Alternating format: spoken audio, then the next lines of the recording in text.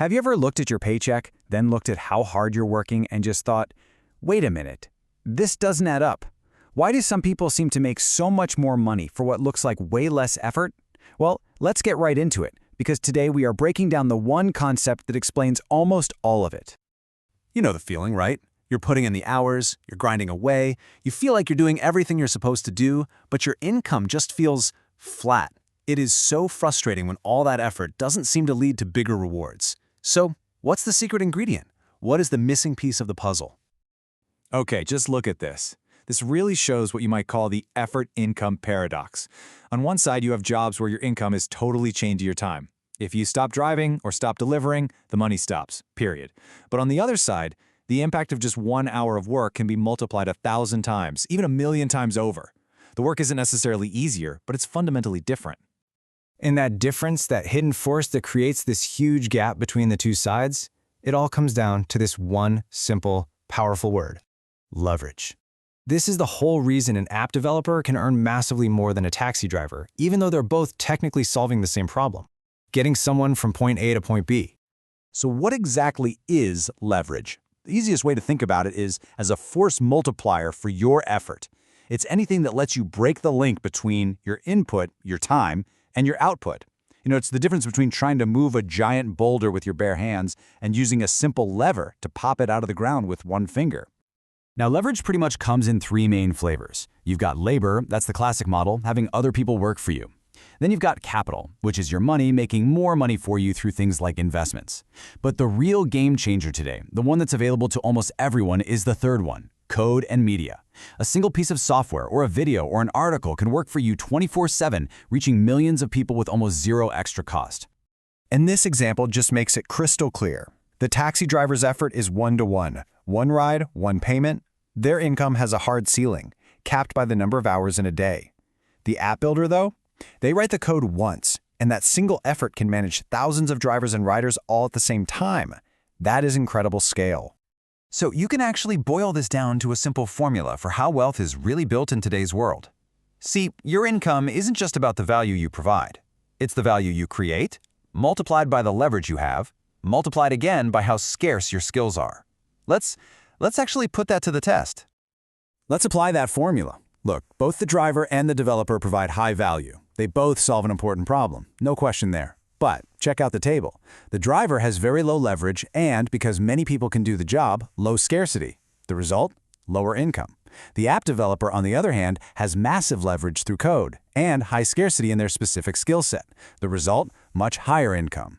It's the exact same formula, but with wildly different outcomes. Now, I know what you might be thinking. Hey, I work for a big company. I use their software. Their brand reaches millions. I have leverage, right? And the answer is yes, you do. But, and this is a huge but, you're only renting it.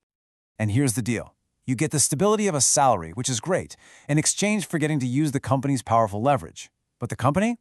They're the ones who keep the massive, compounding rewards from that leverage. A marketer might launch a campaign that generates millions in profit. They get their salary and maybe a bonus, but the company keeps the millions. It's a trade-off: security in exchange for upside potential. So you can really think of this as two different paths. As the employee, you're a crucial part of the machine. Your income is generally predictable, but it's also pretty linear.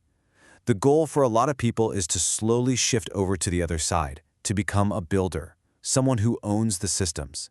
That's how you go from a linear income to a truly scalable one. You stop just working in the machine and start building the machine itself.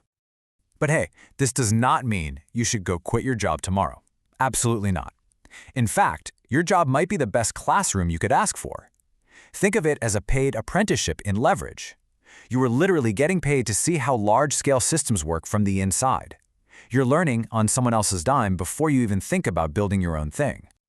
So, this brings us to a really important moment for a little self-reflection, given everything we've just talked about. Where are you right now? Where do you fit in? What kind of leverage are you currently using, if any? Let's look at a simple framework that can help you figure that out. Okay, here it is. The ladder of economic leverage. Down at the bottom, step 1, you're trading time directly for money. Then you move up a rung, leveraging a specialized skill. A step above that, you're leveraging people and systems as a manager. Then you hit the really scalable stuff, digital products. And at the very top, you're leveraging capital itself. Each step you take up this ladder makes you more scalable and less dependent on just the hours you work. So what this all means is that our entire definition of hard work needs a serious update. The economy today doesn't just reward pure physical effort or clocking in long hours anymore.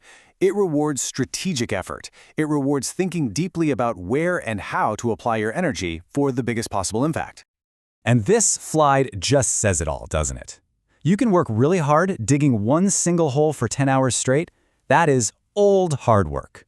Or you could spend those same 10 hours writing a piece of code that tells 10,000 machines to dig holes for you all at once.